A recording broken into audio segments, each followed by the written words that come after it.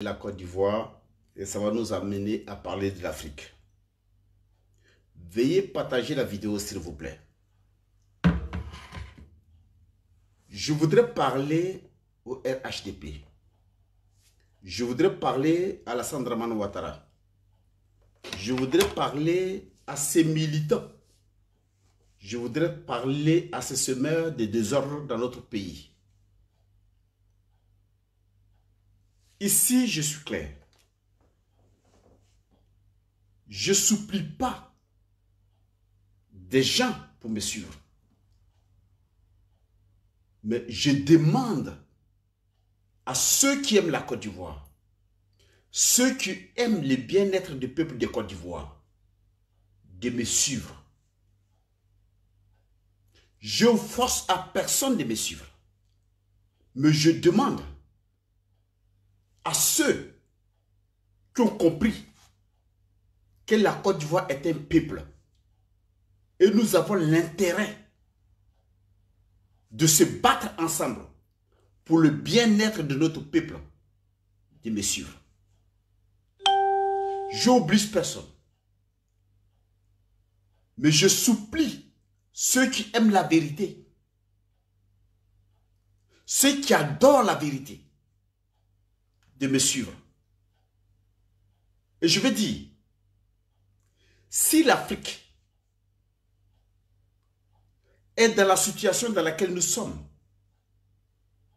c'est parce que dans notre politique, on enlève carrément la vérité. À un moment donné, l'Africain même dit, et il croit, que la politique, c'est du mensonge. Et le politicien, c'est des menteurs.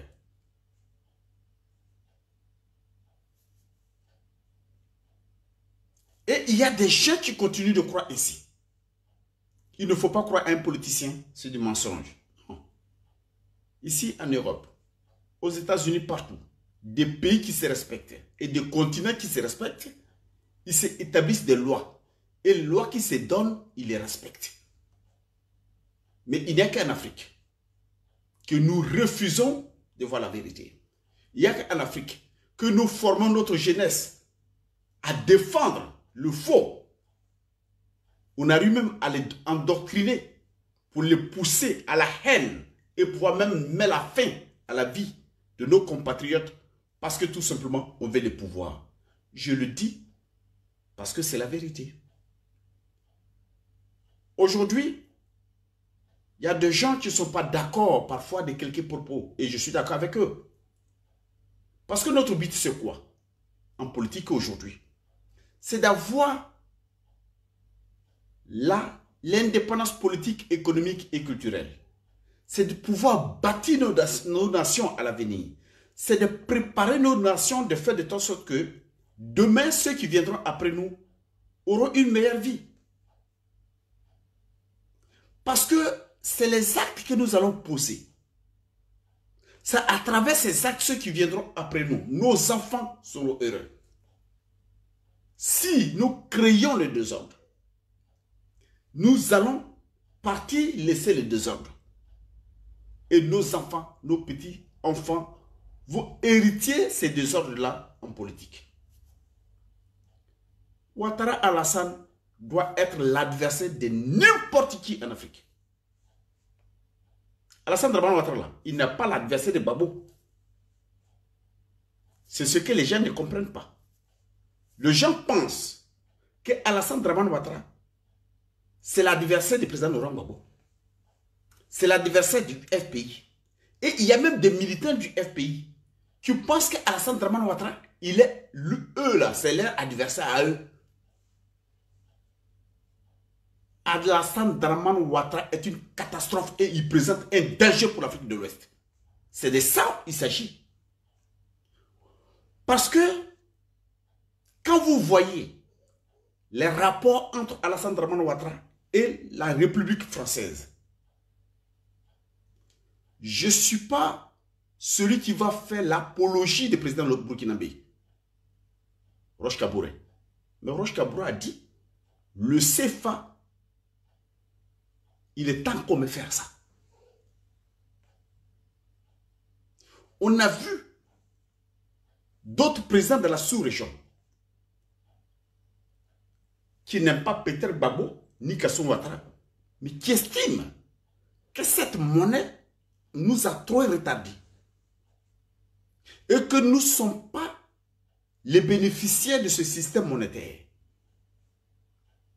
Vous étiez tous là quand Alassane Dramane Ouattara lui-même il dit cette monnaie elle est bonne. Nous l'avons choisie. Mais si c'est vrai ce qu'Alassane Dramane Ouattara dit, pourquoi quelques jours après, lui-même et son patron Macron décident de nous créer une écho, une autre monnaie? Le CFA est bon. Il faut garder le CFA. C'est nous qui l'avons choisi. C'est le dit d'Alassane Dramane Ouattara. Mais pourquoi? Quelque temps après, le 2 décide de créer l'écho, voulant mener toute la sous-région dedans, y compris les pays anglophones, parce que le système est en danger. Ce système focal est en danger, il faut renforcer la situation. Vouloir mettre des pays anglophones dedans, et le dit officiellement, nous tous, nous le savons, qu'aucun pays anglophone ne va rentrer dedans. Aucun. Vous verrez, vers la fin là, avant de créer les monnaies, vous allez dire, je l'ai dit, aucun pays anglophone, mais vous pensez les anglophones, mais attends, les anglophones quand ils regardent Ouattara là, ils ne voient pas Ouattara, il est trop petit devant eux. Ils ne vont jamais, parce que la souffrance ghanéenne, la souffrance que le Ghana a traversée toute sa vie, elle ne permettra jamais d'aller se mettre dans les bordels pareils.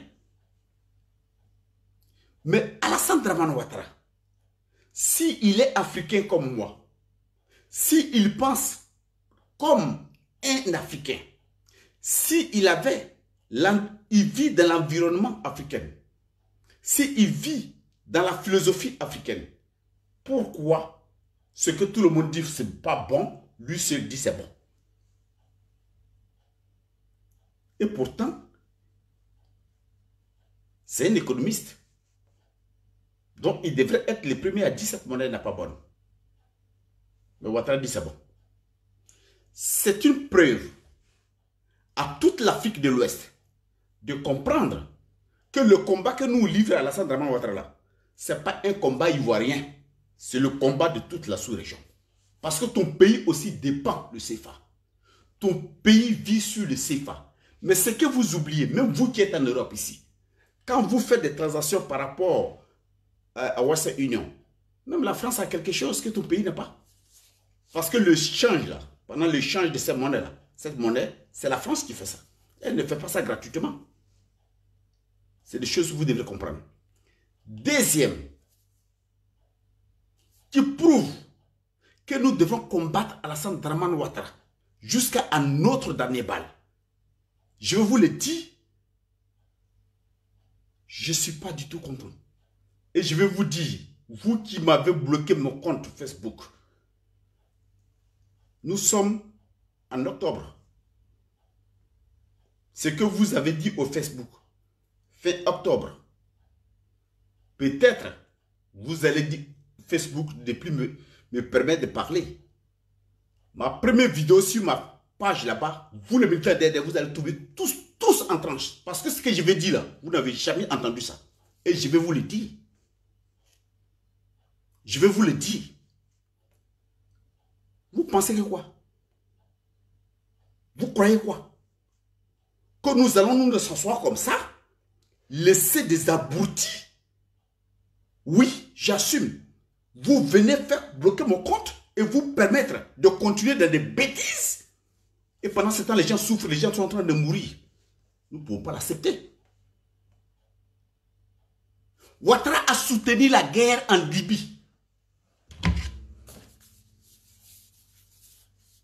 Vous allez comprendre.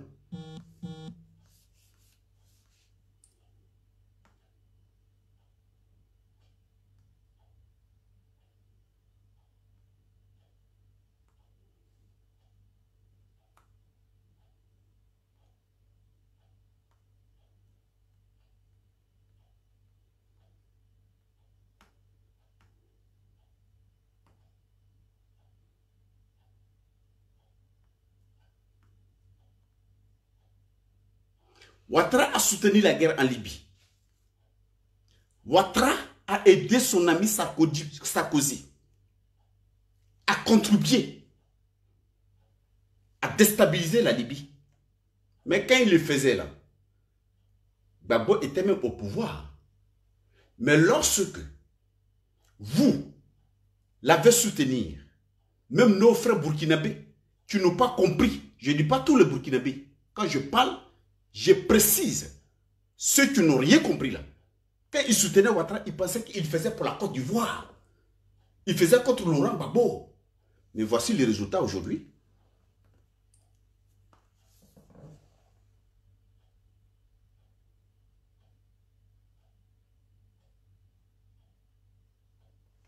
Ce sont des soldats burkinabés assassinés par des terroristes. C'est pour cela que j'ai toujours dit, la politique, elle est comme maison, on est en train de bâtir. Il faut la fondation.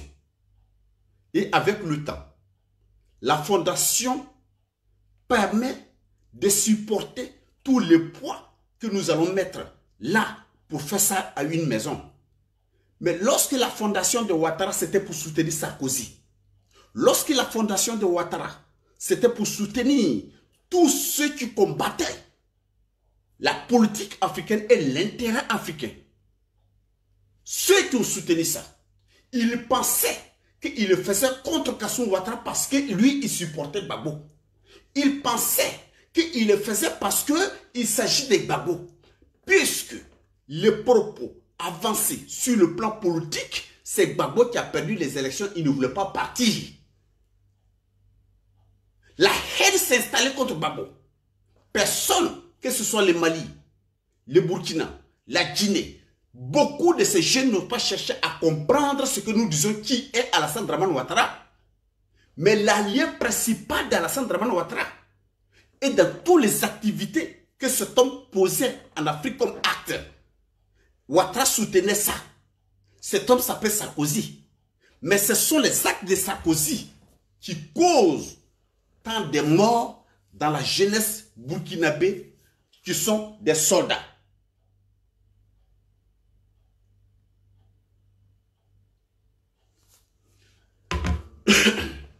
Ces jeunes qui sont morts, peut-être même il y en a qui ont contribué à combattre Laurent Gbagbo.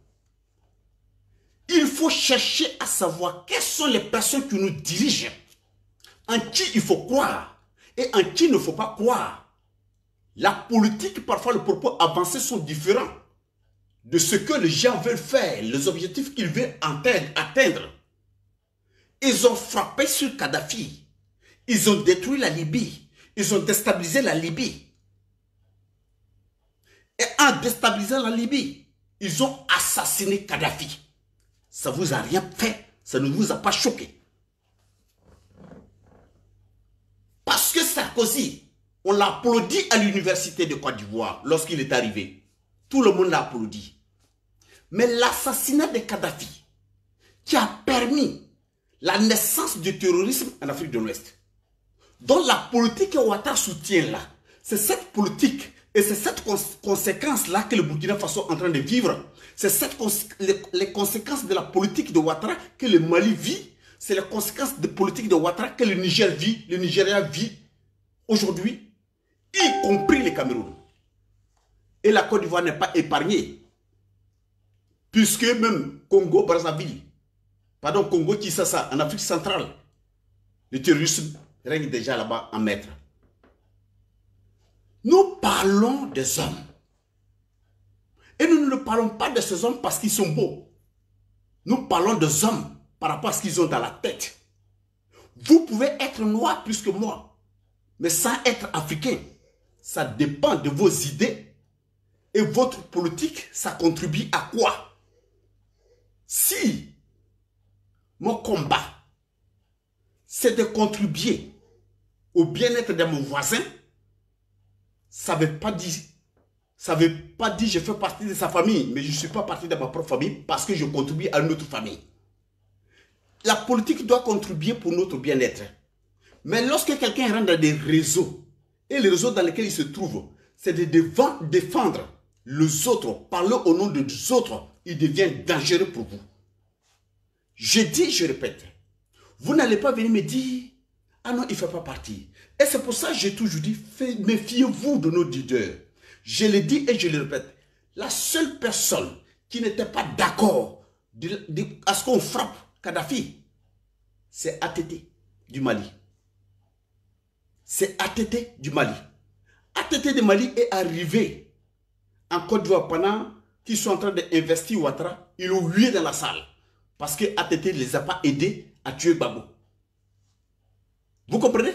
Suivez très bien ce que je suis en train de dire. Parce que beaucoup d'entre nous aiment quand il y a trop de belles paroles. Bon, moi, des belles paroles, ça ne m'intéresse pas. J'ai dit des choses concrètes et des choses que nous vivons. ATT n'a pas été aimé par Sarkozy, ni par Hollande. C'est ce qui a fait son départ. Parce qu'il n'a pas contribué au mal qui se faisait en Côte d'Ivoire et le mal qui se faisait en Libye. Mais tous ceux qui ont soutenu ce projet de Sarkozy, dites-moi, l'Afrique de l'Ouest, là, quel est le pays qui est épargné du terrorisme? Ok. Ok. Méfiez-vous d'Alassane Dramane Ouattara. Ceux qui parlent au nom de Ouattara, moi je suis chez moi ici. J'ai eu des débats avec eux sur Radio PDCI, mais allez-y, écoutez les débats que j'ai vus avec eux. Ce sont des grillons. Ils ne disent rien de bon. Ils n'abordent pas le sujet vrai de la Côte d'Ivoire. Ils font la vieille politique. Et quand vous les écoutez, vous comprenez, ils sont en train de flatter les gens. Ils cherchent de beaux parleurs. Mais ce n'est pas parce que tu parles, tu fais bien les phrases que tu es intelligent. Non. Ils ont l'habitude de dire de n'importe quoi. Même moi, j'ai fait débat avec l'air en global. Là. Le journaliste était obligé de les chasser après. Mais à un moment donné, il faut qu'on réfléchisse. Quand ils sont derrière les appareils, ça gueule. Moi, j'ai toujours dit, aucun d'entre eux ne peut tenir un débat devant un gars. Ce n'est pas possible.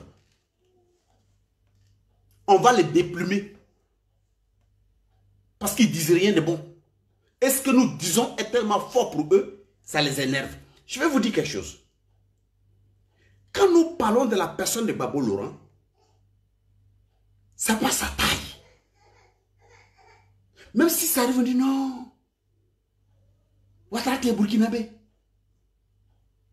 Pas parce que nous sommes contre le Burkina Faso. Mais parce que nous savons que c'est la phrase qu'il ne veut pas.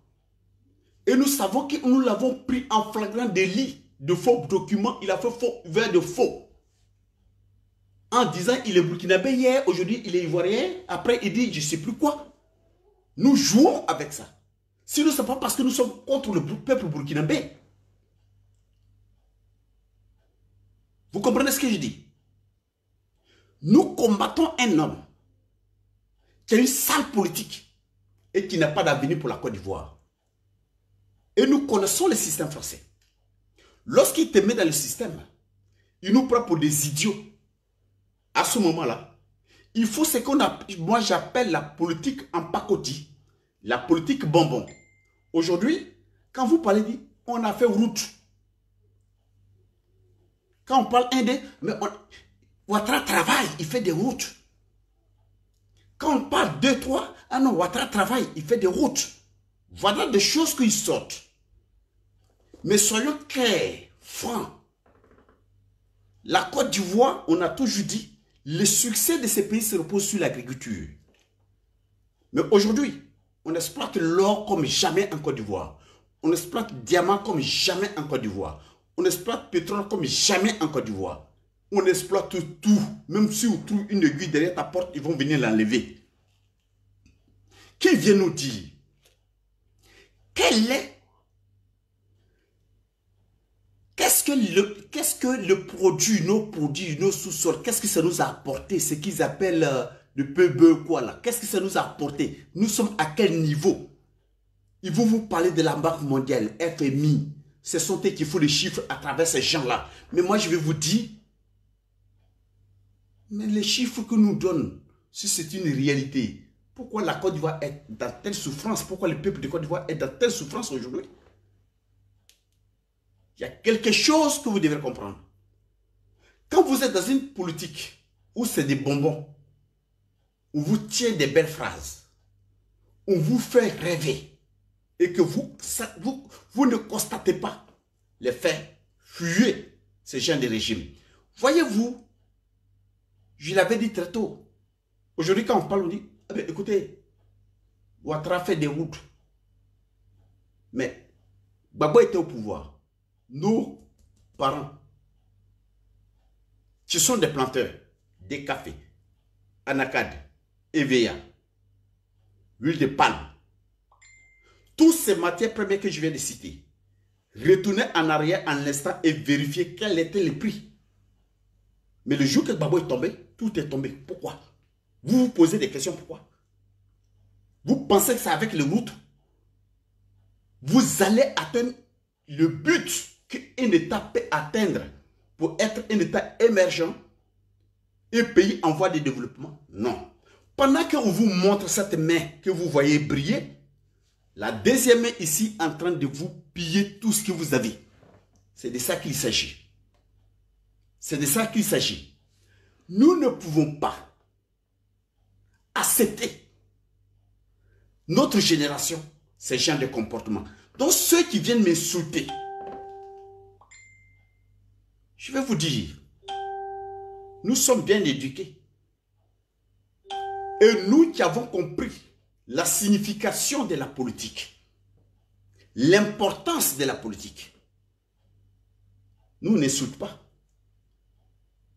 Justement, pour ça, que vous avez recruté tous les Denis Patioko qui disaient hier à la salle Draman Ouattara Tamercon. J'ai appelé Denis Patioko, moi. Je lui ai dit, petit, tu peux tout dire de lui. Mais ça Tamercon là, faut pas faire ça, c'est pas bon. Il m'a dit, il vaut mieux d'insulter que de tuer. Mais c'est Denis Patioko là. Après avoir insulté la maman de Ouattara, Ouattara lui a donné 230 000 euros. Ce n'est pas moi qui a dit. C'est son lieutenant à lui qui l'a dit. Mais je vais dire, nous n'allons pas insulter. Nous ne permettons pas non plus que vous venez nous insulter. Parce que nous parlons de notre pays. Votre type ne vient pas me parler de terrorisme au Mali. Il fait partie de ceux qui ont fait entrer le terrorisme au Mali. Ne viennent pas me parler de terrorisme au Burkina. Il fait partie de ceux qui ont fait entrer le terrorisme au Burkina. Ne viens pas me parler de Niger, de Nigeria. Parce que Ouattara était ami à Sarkozy et ils avaient des projets que Ouattara a soutenus. Et ce sont les conséquences des projets de Sarkozy qui ont mené le terrorisme. Donc comment vous allez me dire qu'il ne fait pas partie? C'est pour ça qu'on vous dit toujours, il faut savoir faire les choix. Parce que nous là, Ouattara nous dit quoi? Lui, il est du Nord. Il est musulman. Voilà ce qu'il a avancé. Et nous allons y arriver là tout de suite. Il est du Nord, il est musulman. Donc, un politicien qui tient des propos pareils, ça amène effectivement les gens qui sont du Nord, qui sont musulmans, à se dire, mais si il est dit qu'il est combattu parce qu'il est d'ici, c'est que nous aussi, nous sommes victimes et nous serons victimes si nous ne le soutenons pas. Voici ce qui a amené Ouattara, n'est-ce pas, les nordistes, quelques nordistes à soutenir Ouattara. Les gens qui savaient la vérité, qui ont menti, ils vivent les conséquences aujourd'hui. Mais je vais parler comment ce monsieur, comme je viens d'expliquer, il fait partie de ceux qui ont initié le terrorisme en Afrique. Comment Ouattara a pu nous diviser, comment Ouattara a sémé comment Ouattara nous a mélangés en Côte d'Ivoire et puis nous nous retrouvons là. Rappelez-vous quand Ouattara était Premier ministre en Côte d'Ivoire. Il y a des choses que Oufo Bani n'a jamais voulu faire. La première, doigter l'étranger. Toi, tu es étranger. C'était un travail et vous verrez, pendant la création du RDA, avant que le PDCI naisse, pendant la création du RDA, Oufo Bani n'a jamais voulu entrer dans cette histoire de l'Afrique ou pas de l'étranger. Ce sont ses amis africains à l'époque qui se sont mêlés dedans, qui ont divisé les Senghor là, qui ont joué ce que j'appelle les lèche-cuits en France, auprès de De Gaulle, qui a changé la vie Houphouët-Boigny plus tard. Il devient encore l'adversaire de le président Kwame Nkrumah. L'Afrique a une histoire.